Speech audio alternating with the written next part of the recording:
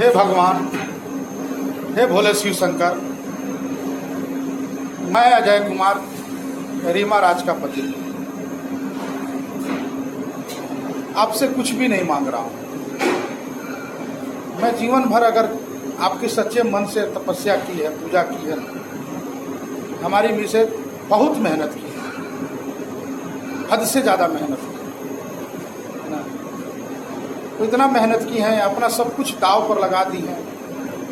उनका चैनल चला दो, और जो भी यूट्यूबर लोग ये देखेंगे वीडियो, उनसे भी यही निवेदन है कि इनका सपोर्ट करें,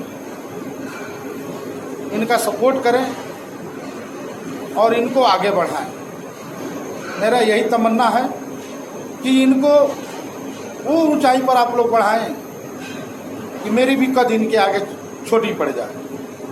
आगे बढ़ाएं प्लीज़।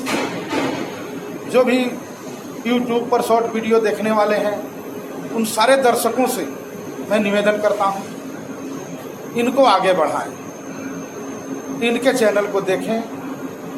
इनका सपना पूरा करने में आप ही लोग साथ देंगे। जब आप वीडियो देखेंगे तो ही इनका सपना पूरा होगा। कृपया करें, इनका सपना पूरा हो जाए।